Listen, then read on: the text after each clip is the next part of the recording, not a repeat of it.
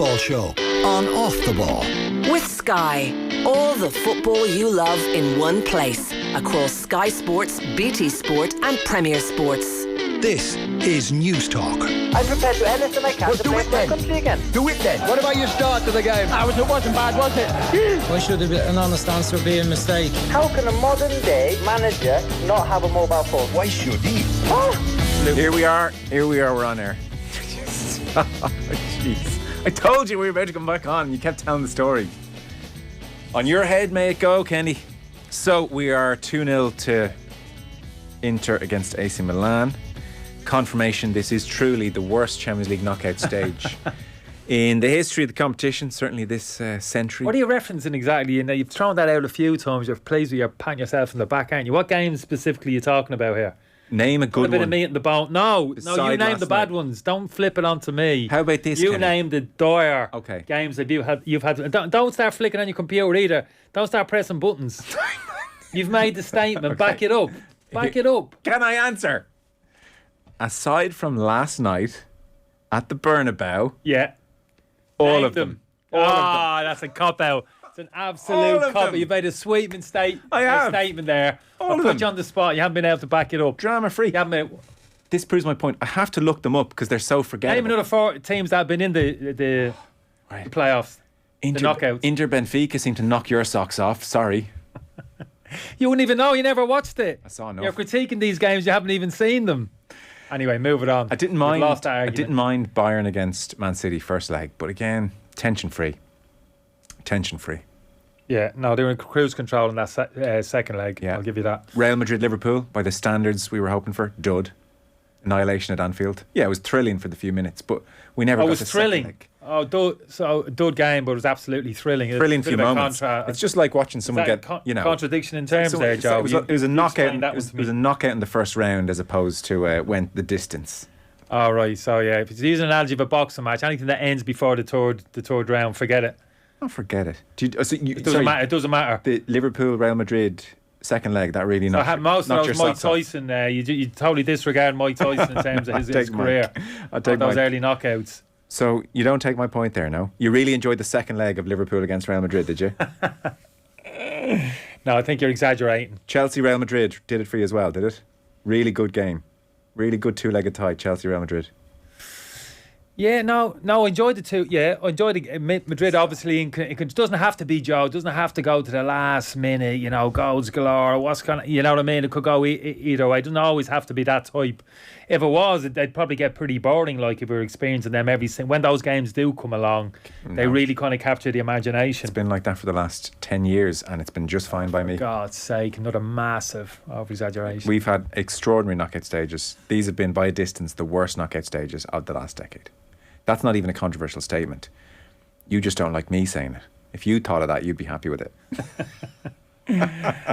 What do we have in the other one? The Napoli-Milan game just didn't live up to the expectations.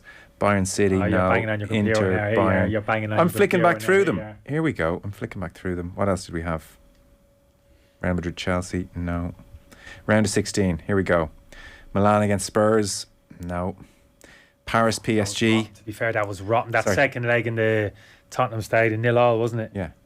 That was rotten. I Oh, think no, that stunk the place out. Oh, thank you. That did stink the place out. PSG, a disgrace against Bayern. Sorry, who could forget Club Brugge against Benfica? You enjoyed that, You did clearly have, because you've had to go into your computer to find it. So Club Brugge Benfica lives in your memory, does it? Oh, you're on a roll now. Come on, you're on a roll. Who Move the could- conversation. Sorry, this is getting boring. Sorry, I Forget actually- about the games being boring. No, These I gotta- conversations have got boring very quickly. I got to stand down. I'd forgotten about Frankfurt Napoli in the round of 16. First leg, great game. Did you watch the first leg, Joe? No. Oh, right. Talking off the top of your head I again. think you're just saying Talking this off the top of your head again, right. Dortmund Chelsea. Who could forget? All of us could. And then the icing on the cake, Leipzig Man City. Wasn't that a great two-legged tie? Or Inter Porto. Do you remember that?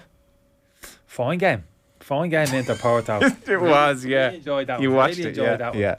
So, do you Is want there an to... answer? Is there a big point here off the back of it, or My point is... one-off knockout games, or what do you... Aside from last night, it's just been a disappointing Champions League knockout stages. And I say this, by the way, with great love.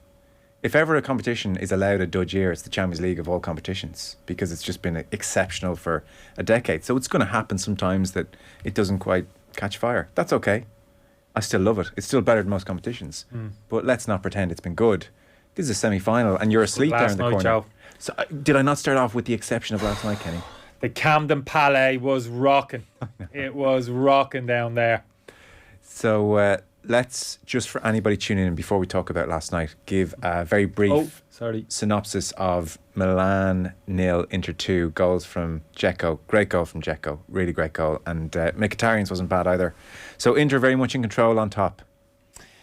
Yeah, but probably saying controlling in top kind of gives a false impression in terms of total controlling the ball and, in terms of dominating possession, keeping the ball away from AC Milan. It hasn't been that type. It's been a kind of high energy, kind of real kind of dynamic performance from Inter Milan. High press, really went after Milan, almost kind of bullied them a little bit, took the ball off them, broke quickly. Quick transitions, Joe, in terms of getting the ball into forward areas. Midfielders arriving. Mkhitaryan, a great example of that in the lead up to the second goal. Wing backs high and wide as you'd expect. Just bang on it. Inter Milan from the start of the game, and really AC just couldn't get a foothold in the game at all. Giroud on the periphery, which wouldn't be unusual for him. He's very much dependent on service around them, but forward players just couldn't get into the game. Diaz off the flank, Salamakers just couldn't get enough pressure. No sustained pressure on that Inter Milan goal, and probably lucky to go in 2-0 down at half time. Shot hit the inside of the post there at 2-0. A couple of 1 or 2 half chances after that. Penalty given, then kind of taken away. That could have gone against them as well, and you would have thought that's it. The tie's over if they get that third goal. So literally hanging on to their coattails at the moment. AC Milan at 2-0. And just repeating myself a touch, but earlier on with the Dzeko goal, so he's under a lot of pressure. He's in a bit of a wrestle, and it's an in-swinging corner. And I mean, at first glance, you'd think, he's just stuck a leg out and had okay contact and maybe a bit of ankle in there. These are difficult things to time perfectly, but it's a really good finish. And then you see the replay, and under that kind of pressure, wrestling a little bit off balance, 1 foot in the air, it's just the cleanest contact. It's a great finish. And you were saying just before 9 o'clock news, he was, in fairness, a very good technician in the Premier League. I remember one day against Spurs, he must have scored 4 goals, and he really was elite, probably just quickly forgotten. Can you remember how long he was longer in England than was he 3 or 4 years? I would be surprised did he stay out his contract? I wouldn't be surprised if it was 5 in the end. I'll check now. I think he was longer there than we think. It's just he's been so surpassed by what's come subsequently, you quickly forget, So what age is he now? Did he play the big game when they won the league? The big Aguero moment. Was he on the pitch then, or was he? Am I way off there? He scored the second. He was there 5 years. 5 years. 2011 to 16, 130 appearances, 50 goals. So not like off the charts, but very respectable. Yeah, no, never prolific, but he was more than that. He was always more than that. Just about his goals, and more than even in terms of back to goal. Focal point. Link up merchant. You know what I mean? He could travel with the ball. Wasn't embarrassed with the ball at his feet. Very kind of nice all round. Very accomplished player. Maybe even a touch underrated. Probably won't go down in Manchester City history of that time in terms of the standout kind of players. Probably wouldn't get a mention, but he looked comfortable in that company. It's probably the biggest compliment you could pay him. So last night then, this was a proper game. Elite. You enjoyed it? Yeah, I did. I spoke to you before and I said generally games like this, I don't leave the house. It's like, whoosh, not interested, phone off, don't want any background noise. I made the exception last night, like I said, ended up meeting with a few pals to watch the game, but literally no conversation. I wasn't involved in the conversation, literally just focused on the game. And thankfully... Did you pre-warn them that you weren't going to talk to them? I pre-warned that was going to be as miserable as sin, not to take offence. No, they knew the script. Thankfully, the sound level was getting channeled in as well, which is important, isn't it? You never quite... I hate being in a pub if you can't hear the commentary. Yeah, there's not too many of them around, is I think around Dublin. We've probably been a lot of pubs around, and even when it's on, you can't hear. It's even worse. They're constantly straining. Yeah, exactly. You don't want to be fighting. So I really enjoyed it. start to finish, to be honest with you. Ebbed and flowed a little bit the game. And Well, if we break it into two halves, Dzeko, by the way, has just missed a great opportunity. He was one-on-one, great save the keeper, so it's head for a corner.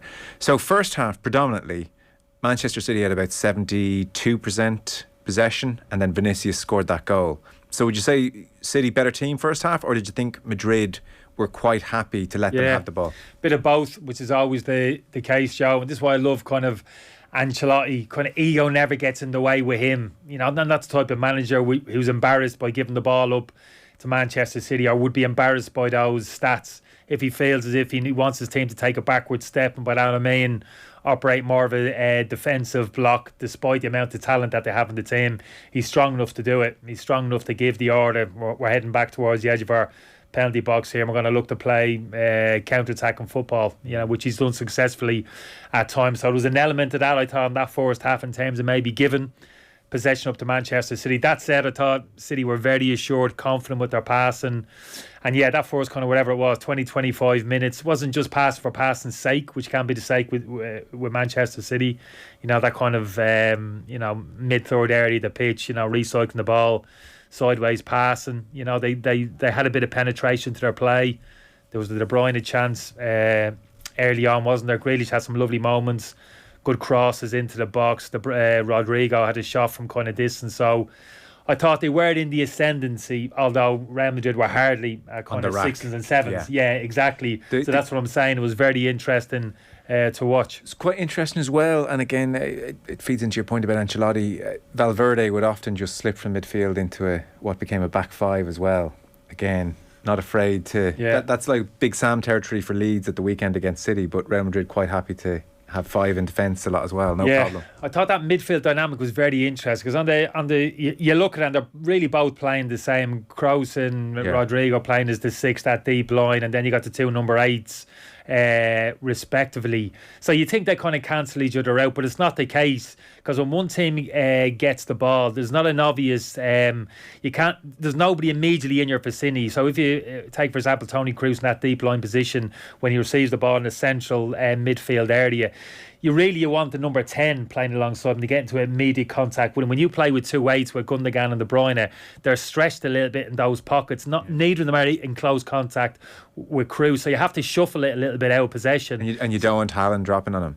No, not necessarily. No, you can get no kind of press high up the pitch. If you're pressing high, you send Haaland up the pitch, the wingers, Bernardo Silva, and then you got to follow him. So who comes into contact with Kroos? So invariably, what happens is De Bruyne goes into that number 10 position, and Gundogan and Rodrigo kind of pair up as two sixes in midfield. And the first goal was very interesting. City put that high press on. Rodrigo, who's generally the holding one in that pocket in the six, has to push up onto Modric. A high right-sided position. Real Madrid played the little kind of 1-2, but as they're playing that 1-2, if you look at the big picture, Gundogan is the absolute key, because he's the one who now finds himself in that kind of deep line midfield position. It's his responsibility now to assess this situation and have a look at that vast chasm of space that's opened up in behind Rodri as he's vaulted forward to try and press Modric. There's a huge amount of space now in behind. It's his responsibility to recognise that and to start moving across into that area of the pitch even before they've worked that little 1-2. So when Camavinga gets the wrong side of Bernardo Silva and starts driving towards that halfway line, invariably Gundogan glides over, doesn't necessarily take the ball off him, but slows him down, gets into contact. It's what Fernandinho done time and time again for Manchester City. He was the best at it.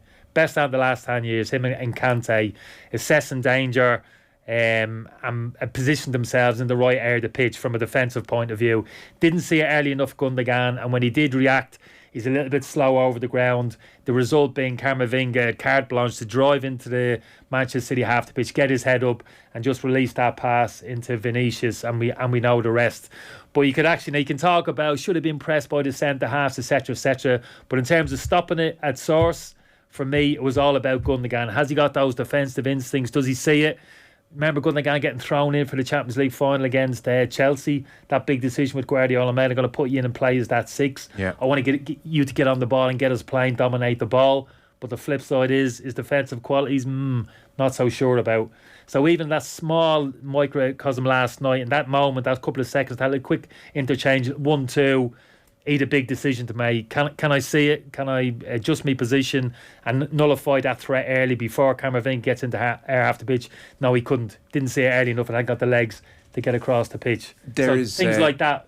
No manager on planet Earth than Pep Guardiola who can obsess over those minor details, and he will have several days to do so. So what changes is he likely, if any, to make for the second leg?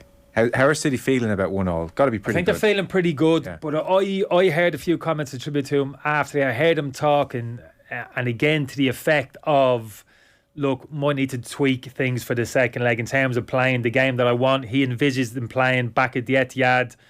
There was a hint of a suggestion that he might need to make 1 or 2 alterations. So that was like, ooh, wow, this is really He'll stick with Walker on Vinicius, will he? I think he has to. Yeah, absolutely has to. 1v1, he's the only one who can deal. I heard Danny Murphy wonder if, given it's Camavinga at left back, more of a midfielder, would there be an argument to stick Mahrez over there and say, really go at him? Yeah, absolutely. Mahrez or Phil Foden. I think Mahrez, for me, as an attacking threat, is better placed playing right of a 3 all season. I've felt at their strongest for me, it's Haaland, Grealish and Mahrez.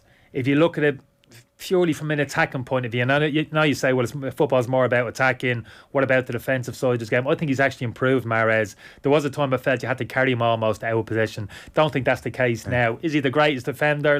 No, he's not. But he's still shift, and he'll kind of track a runner.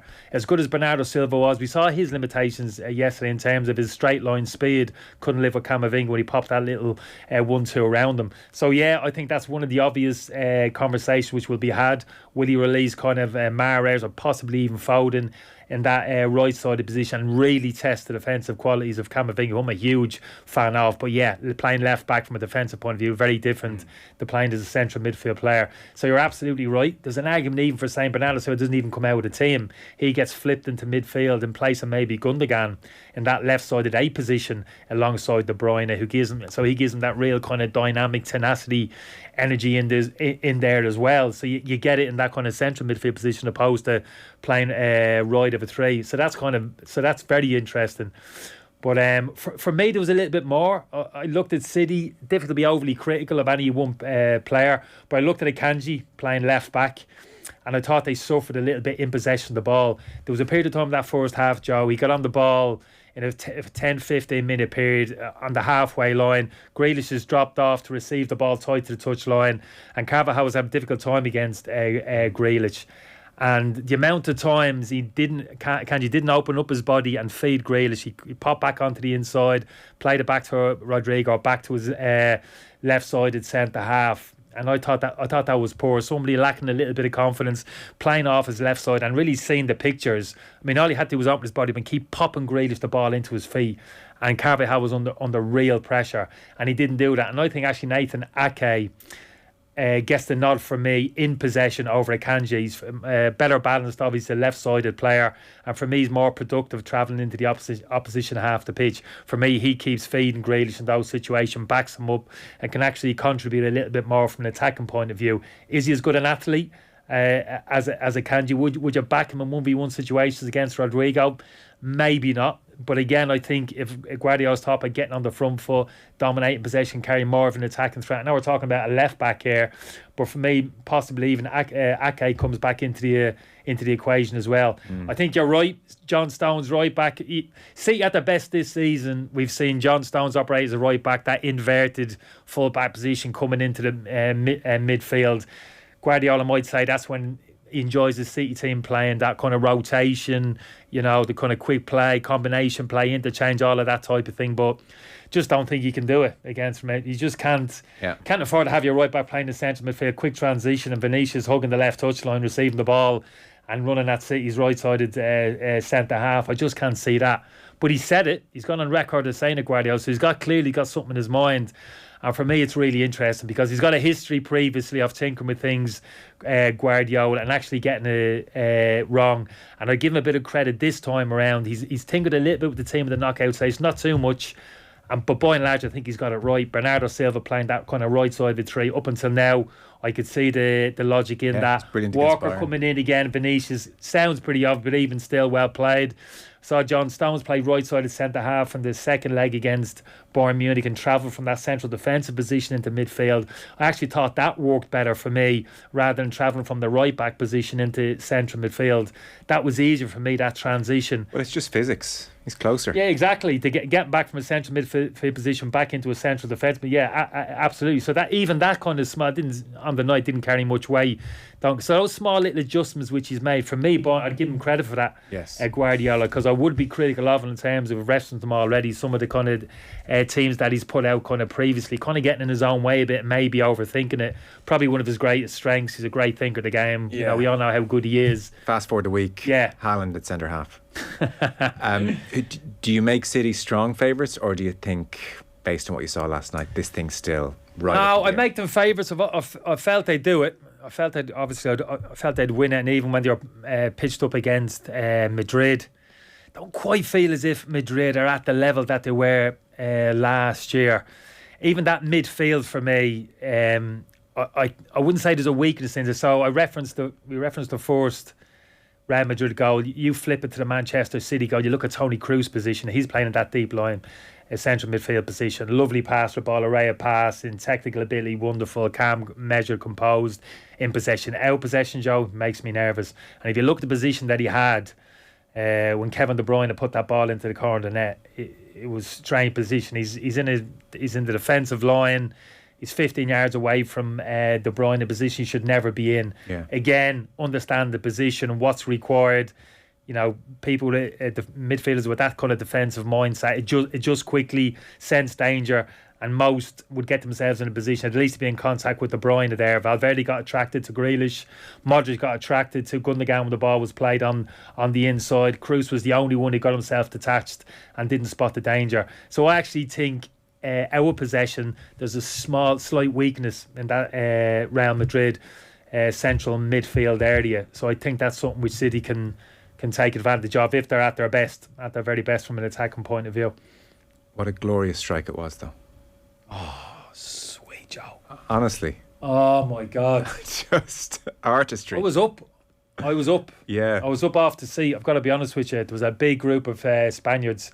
Fair play, doing good form. Real Madrid supporters, obviously, and they were all giving it plenty. And I've no massive Manchester City allegiance, but I have to admit, when that strike hit the bat, I was up, hands above my head, proper. Yeah, it was unbelievable. I mean, hey, the funny old game, like De Bruyne outstanding, not so much for me. Like he was on the periphery of it. You know, first half, that NBC Champions League panel that has Henry and Michael Richards and Jamie Carragher, they were all aghast that he was given man of the match in certain quarters. I think the fans vote in and they gave it to De Bruyne, and they were saying he didn't have a good game. The goal, of course, stunning, but he didn't have a good game. And in some ways, you know, his reaction when he scored the goal was almost relief, probably because he knew himself he wasn't having a great game. And also there was a degree of hands to heaven, as in, I've just done something even I know is a bit special on a big moment, you're right. big occasion. Yeah, and he'd know, he's that type of player. He always strikes me as very intelligent. Yeah, he knows that goal will endure. Yeah, and I think you understand as well, he wasn't being able to impose himself in the game as he would have wanted, particularly first half, couldn't quite get into the game. I thought he was better kind of second half, kind of stamped his authority a little bit more on the game without taking control of it. But yeah, that one moment of kind of real quality, you know, just kind of everything's going on, madness kind of around. It was a quick transition, wasn't it? Real Madrid kind of regained their defensive shape, but it's just that kind of just calms itself and just kind of slows down a little bit. Just kind of almost steps away from the play, wasn't it? Just waiting for that kind of moment. And yeah, the technique was absolutely, jeez, through the laces, Joe.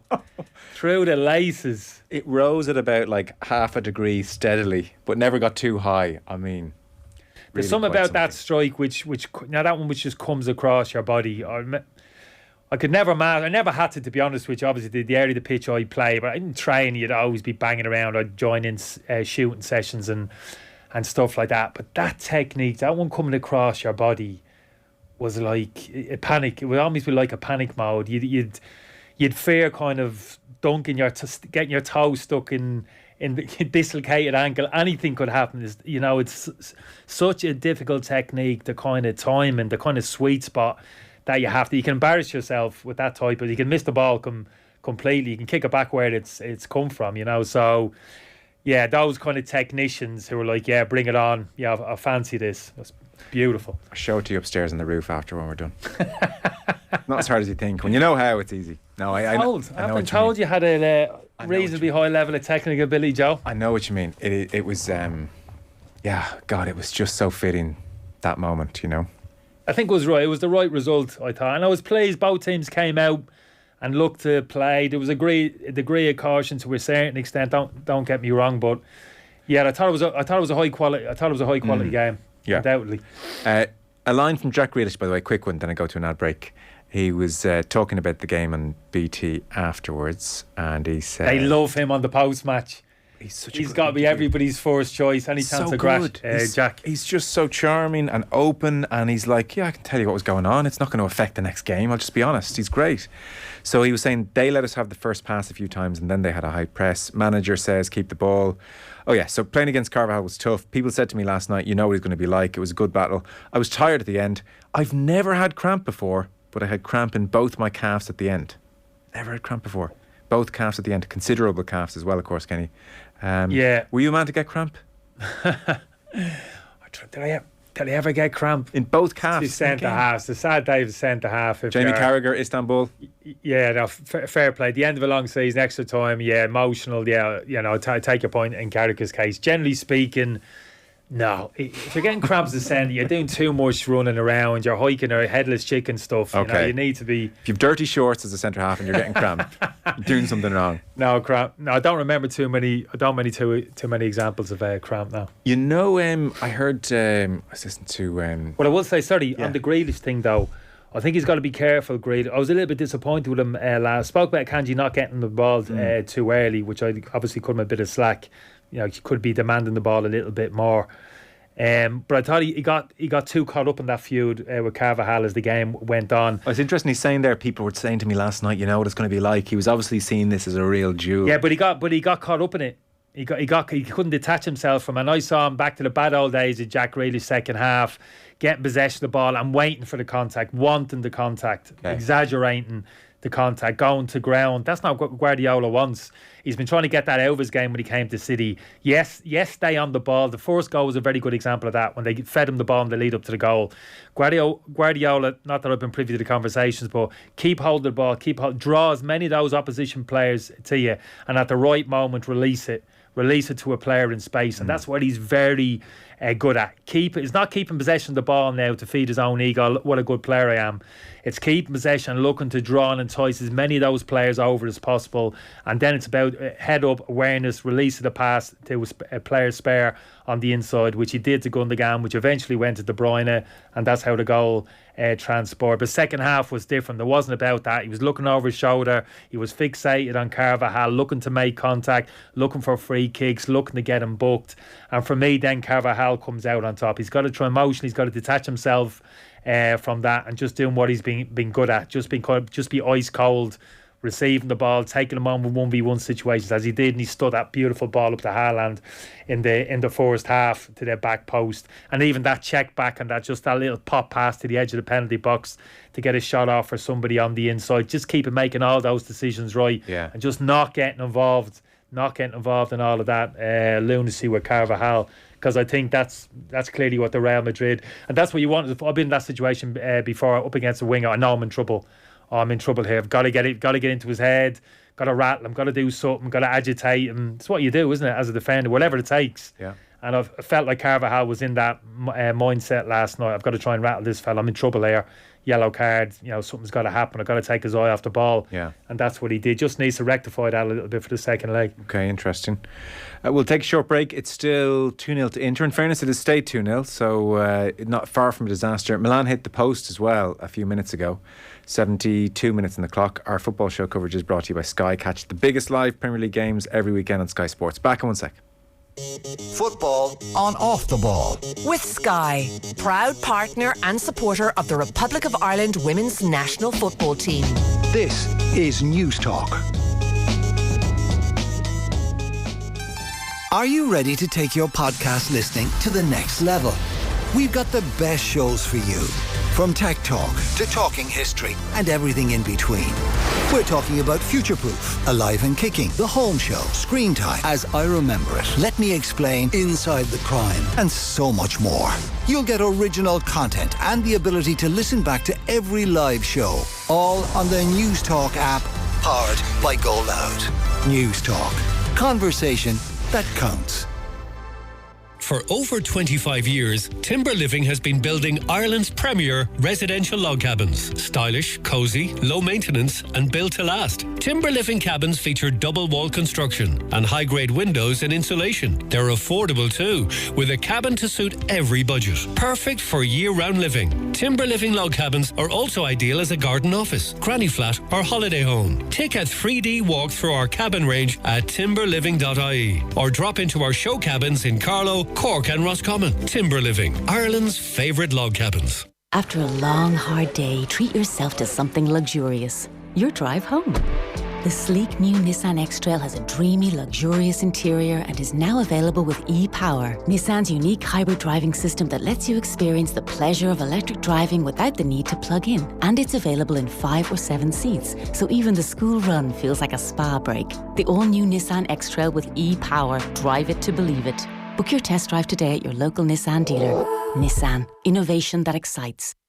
Get your summer off to the best possible start with Go Breaks. Enjoy incredible value hotel deals all across Ireland. From family breaks to coastal escapes. You'll find unbeatable offers when you book with us this May. Or if Europe's more your thing, discover our amazing selection of sun, sand and city destinations across the continent. Go experience, go explore this summer with Go Breaks. As recommended by News Talk.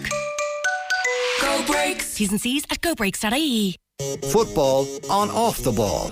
With Sky, all the football you love in one place. Across Sky Sports, BT Sport and Premier Sports. This is News Talk. Welcome back. Football show is ongoing. Milan 0, Inter 2 is where we are. 75 minutes gone at the San Siro. Sergio Busquets, Kenny. He is leaving Barcelona after 18 years. 34 years old. 718 matches for Barcelona. Only 34. Yeah. God. 718 matches. That puts him third in their all-time appearance list. 8 La Ligas, 3 Champions Leagues, and a million other types of trophies as well. Joined the club 05 as a youth player. Barcelona B-side. Made his first team debut under Pep in 08. Over 15 years and 700 appearances, he scored 18 goals. Pathetic. Like, that's Kenny Cunningham It's stuff. overrated. That is pathetic. It's embarrassing. Shouldn't taint his legacy. It does for me. Those goal scoring stats. Overrated. It's funny, I just mentioned it to Arthur earlier. Half the reason I mention it is because Vicente Del Bosque has the best quote about any footballer in history about Busquets. Do you know it? It's so good. Yeah, I think I've heard. Go on. Here we go. You watch the game, you don't see Busquets. You watch Busquets, you see the whole game. Oh, good. Certain degree of truth in it as well, I'm sure. Xavi always called him the best first one-touch player he had ever played with. And you could see that. I can see that. Yeah. Yeah, and for me, it's always his build. You know, you look at that prototype when he did play that great team. He played at that deep line 6, didn't he? Iniesta and Xavi in those advanced roles. So he was the one the ball was always funneled into, invariably, wasn't it, from the defensive line, and playing on the half turn. But that type of player, you know, traditionally 6'2", like gangly. That, you know, physically you wouldn't think somebody could play that type of role as well as he did. But especially you compare him to Xavi, Iniesta, low centre of gravity types. You know. Well, I tell you what, funny enough, now that I say it, that type, I obviously without saying never played at that level, etc. But I remember at Birmingham, Darren Anderson came up and signed maybe for about a year. I think he signed for us. He left Spurs. He had a great career at Spurs, but he was that when we walk, he's 6'2", you know, gangly, bony, angular. When he walk, angular, good word. Yeah, exactly. Now you're looking at him coming onto the training pitch, and like, what? Really? I'm not really. Joe, first touch, same thing. Yeah. First touch, half turn. Beautiful, wonderful wonderful technique. Oh, phenomenal. Like, it just at odds in terms of what visually, like, totally at odds in terms of what you're looking at in terms of his. It was for an angular man. He became very smooth. He became very smooth on the pitch. Yeah, beautiful though. But very similar. Busquets, I'd make a comparison. Yeah, but yeah, that ability, Joe, for me, and I never. I played centre midfield a couple of times in my career. Only, one of them go in there and get tight to him. Were you an introverted right back? Oh exactly. Did you pioneer this? The original. Yeah, exactly. But Pep was at that game. I was listening encouraged. Pep was at that game, and he said, when I find someone with the technical capabilities of Kenny Cunningham, I'm going to use that. Difference being, I was asked by Joe Kinnear to go into central midfield and stay away from the ball as much as possible. It was basically go in there, whatever, just keep a simple kick, and they might have somebody in there, get close to him or whatever. Yeah. But Joe, talk about totally out. Now, our possession in terms of heading it, kicking it, helping it on, grand. Yeah. But when our team had possession of the ball and you literally had to face towards your own goal and maybe look to get yourself involved, panic. Right. It just gave me a sense of how difficult it is to play in that area of the pitch. That type of role. I know these are the very elite, but just generally speaking, the ability that's required to play in there quickly, two touch in a very congested area of the pitch. You got to move the ball quickly. You got to be aware of everything that's around you. Yeah. So even then, I couldn't do it, obviously, to the effect where I just couldn't make myself available to receive the ball. Just see me, the lads just see me number. And do you think if you'd been left there for 30 games? Could never have done that. Could never have played. Could never have done it. Just couldn't have done it, Joe. I hadn't got that level of ability. Yeah, so that type of player, the ease at which we underestimate that. Yeah, and I see him. I've never played against him now. He wasn't in that. I'm trying to think of that Spanish team, the World Cup. I don't think he was. No, he wouldn't have been around there 18 years. No, he came after that. Oh, yeah. Only made his Barca debut in 08. Yeah, I was trying to think of that Spanish team who played the World Cup. No, he wasn't in there. That was more the Mendieta vintage. Yeah, so I'm thinking Mendieta, yeah. Valorant, was the fella Deportivo? I got some Spanish chair. I don't know whose name's on there. I'll have to have a look. Valorant, does that sound familiar? Left-footed player for Deportivo, played in the Spanish team. Nice player. They had a good team around that time. I remember Deportivo, they were punching above their weight a little bit. Yeah. I can't remember that central midfield. Juan Carlos. I'll check the team. Was who was the Villarreal player, central midfielder, lovely player as well for a couple of years. Maybe he's a bit after that year as well. I'll come back to it anyway. And yeah, played in the right. Then he played central midfield. He was right side midfield. Wasn't he? Old men forgetting names on the radio isn't. Yeah, and you're bigging us up earlier about our memory retention. Jesus, that's bad. Raul played up front. That's an easy one, isn't it? I can't remember after that. A question I was going to ask you. You told me about this piece Danny Murphy had written, and I'm very intrigued by it now. We were talking about it off air, where Danny Murphy did like a player ratings comparison of 1999. Don't make a face. I'm saying it because generally this sounds really weak. This is usually we're struggling for something to say. Let's throw in the column who the best team. We could talk about Busquets. Marks out of 10, but it's pretty. I could get another 20 minutes out of Busquets. Pretty low bar stuff, and this is pretty low bar stuff where we're going. But funny enough, I did find it interesting. Generally, that stuff I turned the page. Grand. The fact, obviously, Danny Murphy, I got a little bit of time for. I would listen to him. Same. So I was a little bit interested. You stayed. You haven't given it. People don't know what we're talking about. It's almost like I was interrupted. Yeah. Go ahead, Joe. So Danny Murphy did like a player ratings comparison. 1999 Manchester United. I think just the first 11, give or take, was it? Yeah. Oh, yeah. First 11, 99 versus Manchester City's first 11, give or take, 2023. Gave each player marks out of 10. And to your surprise? To your raised eyebrow? Can't say massive surprise. The team which came out when they add up all the numbers and the scores at the bottom by 3 points. 3 points. Maybe was a little surprise. 1999. Yeah. Better than Man City 2023. Yeah. So from memory, we were trying to, well, I didn't see the piece. You were trying to remember who got 10s in the United team. Keane got a 10.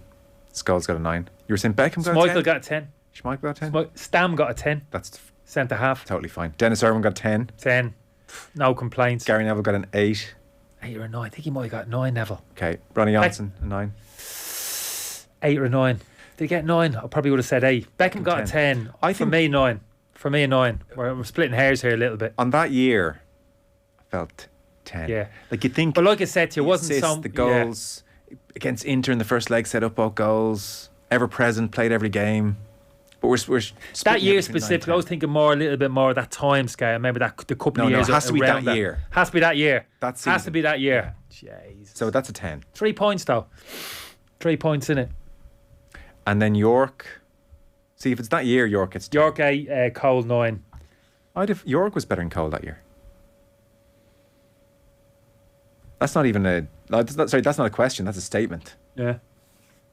Was interesting though. Yeah. So Man City, who got the 10s? Haaland, De Bruyne. Grealish. No. I think they were the only two.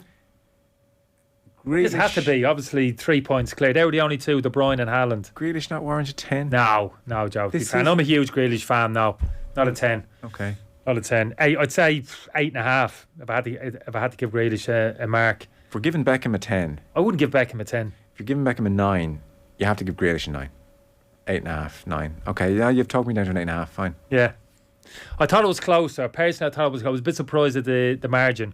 However, you know where this is going. I brought this conversation up with, per chance, a Liverpool supporter who also happens we to be don't have time to get into this. Also happens to be a friend of mine who took umbrage to the fact that the Liverpool team 1984 wasn't being spoken about as well, which he put 2 or 3 points above the Manchester United team that you've just mentioned. Now, they didn't win the FA Cup treble.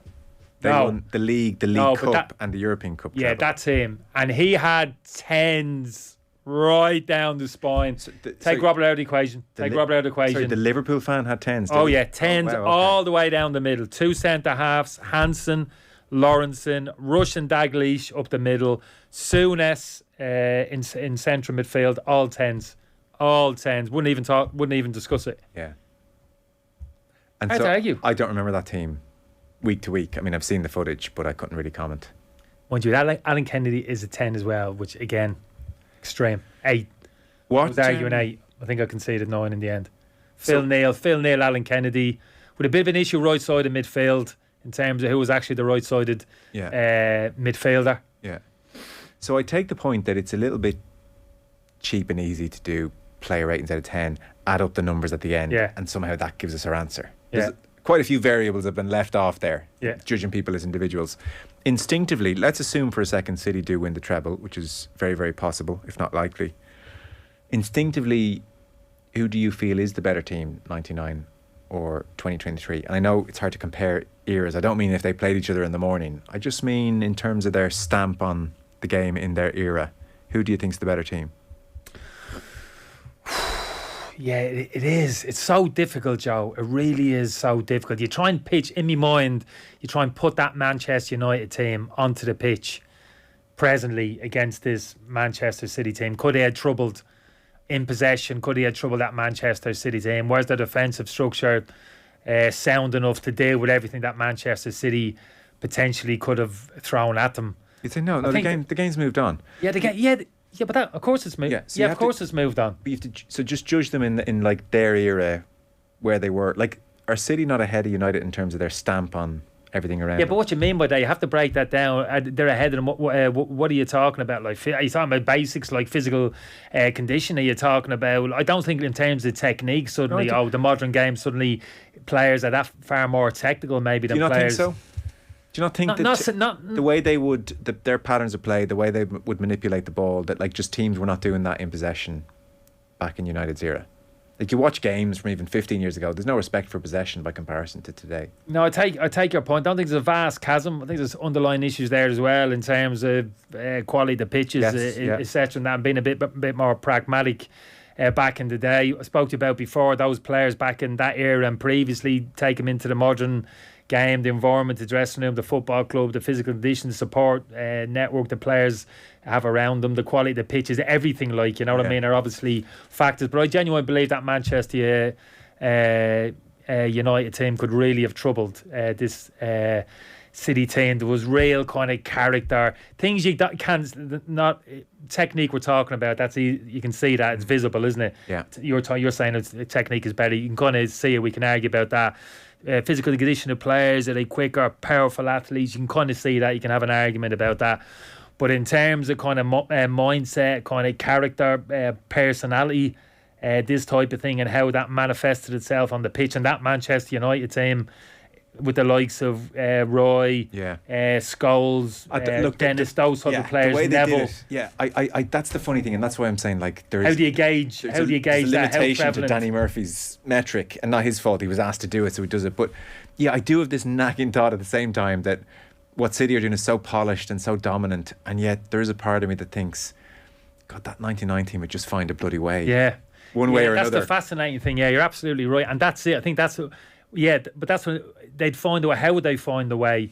They'd find a way through pure kind of stubbornness and doggedness and just refusal to lie down and keep punching, keep swinging. Yeah.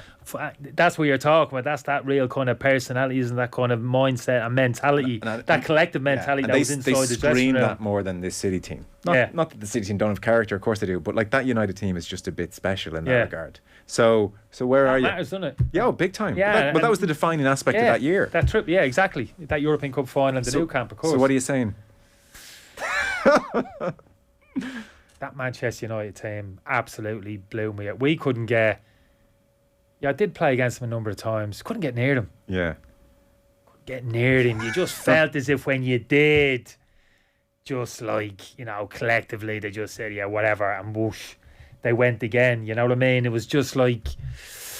Yeah, they were durable, they were tough, they could play within themselves or whatever, but if you put it up to them and they needed to, yeah, whatever, we play any type of game you want. Yeah. Here, physically, you want to go physical with us? Yeah, we'll go physical with you, we'll outplay you. And yeah, so there was that.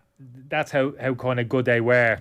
For different reasons, you're right, this kind of Manchester City team, the kind of football that they're playing, yeah, is absolutely phenomenal, but you shouldn't underestimate that kind of... That mentality. I wouldn't say it's not prevalent in the modern game. Of course it is. Dressing rooms are generally the same, personalities, and you all pull together team spirit and, you know, strong leaders and all that type of thing. Still talking about the same things nowadays, but I'm not so sure it's as prevalent in the modern game, Joe, as it was previously. Accounted for as much. You know, players taking responsibility themselves on the pitch, actually influence the course of games themselves. Remember players on the pitch in my day just changing things on the pitch, like changing. Yeah. You change with him. We're got, you know. Yeah, no, it's a different era, and so Haaland gets in the 99 team for sure. But then, like, as much as I love De Bruyne, if we're sticking to a 4-4-2, yeah, this is what comes into it, isn't it? And we're sticking to a 4-4-2. I'm not sure I can take out Scholes for. You could probably argue, maybe, would you flip De Bruyne in as a 10 instead of Dwight York if you're playing 4-4-1-1? I'm not letting you do that. You have to have two strikers. I'm not letting you. You're not letting me put it out. I think Haaland, you're right. Haaland and York are up front, but I'm not sure anyone else gets in. Yeah, I'm not sure De Bruyne gets in ahead of Paul Scholes in that central midfield. It's amazing, isn't it? Yeah. And Paul Scholes morphed. He was everything, wasn't he? He started off. He was that attacking midfield player, number 8, arriving in the box, kind of goals. You know.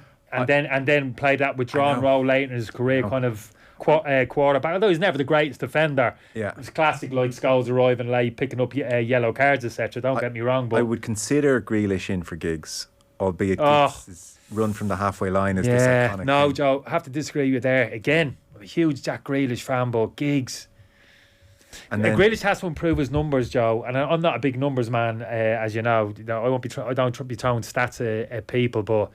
Giggs goal scoring again, and Giggs in the latter stage of his career, to show you how good he was. No, it's just 99 season only. Just the 99, but say generally speaking, he came in the last 3 or 4 seasons. He played as that number 10, didn't he? Played in the pocket. He was absolutely brilliant. You know, smart game intelligence was absolutely phenomenal. I'm asking the jury to disregard that because Jack Grealish might do that in 5-10 years' time. But he's asked to play a different way, Grealish, isn't he? In this Manchester City team, Giggs like stay wide, 1v1, get on the outside. Crosses into the box, doesn't it? Dennis, nobody's touching. Dennis actually looks more of a 2023 player than anybody in 2023. He's just immaculate. Timeless. Absolutely. Oh, here's one. Sorry, here's one. Given the... Shay Given? No way. You can't put Shay in the team. Sorry, that's where I'm going. I'll give him 7. Give Shay 7. Don't tell him that. Given his ability to play out from the back... Yeah. Do you say to Peter, you're of a bygone era? Hey. And as great as you were, and the whole, the star jump against Inter. That's an obvious one. You're right, that's an obvious one. He's a goalkeeper. Does he? Oh, Shay? No, Schmeichel. Are you taking out? Are you putting Ederson in because Ederson ahead of him? Yeah, but because he's in modern day. Yeah. He's got more strings to his bow. But then Schmeichel as a goalkeeper. Yeah, I think it's a factor. No, I'd still push Schmeichel there. He's absolutely phenomenal. So you're saying only Haaland gets in the 99 team. Oh, hold on, you put me on it. Neville stays. Neville and Kyle Walker is tight. I think Neville's the better defender. Understood the role better. I trust Neville more defensively. Walker, to be fair, has improved. He's matured a little bit in terms of some of his very loose defending first half of his career. But I think he's kind of morphed into a better all-round defender, fullback the last couple of years. I think that's a really tight one. Yeah, okay. And Neville was smart. If I allowed you to, Neville was smart. If I allowed you to move Jack Grealish over to the right hand side instead of Beckham, would you take that option? There's Dave Beckham with more assists, but the way and more goals the way United played, wasn't it? That delivery from the right hand side. That was the game back then, was it? That midfield for keeping your width, don't overcomplicate, wide areas, delivery, and nobody better. And delivery was and the free kicks. Yeah. So we're just saying Haaland. Sorry, you're just saying it. I don't want to get killed, but I see where you're coming from. Haaland's probably the only standout, and even at that, now I'd say don't underestimate how good a player Andy Cole was. Okay, but steady. Steady. The football show is brought to you by Sky. Catch the biggest live Premier League games every weekend on Sky Sports. It's still 2-0 Inter against Milan. They're into added time now.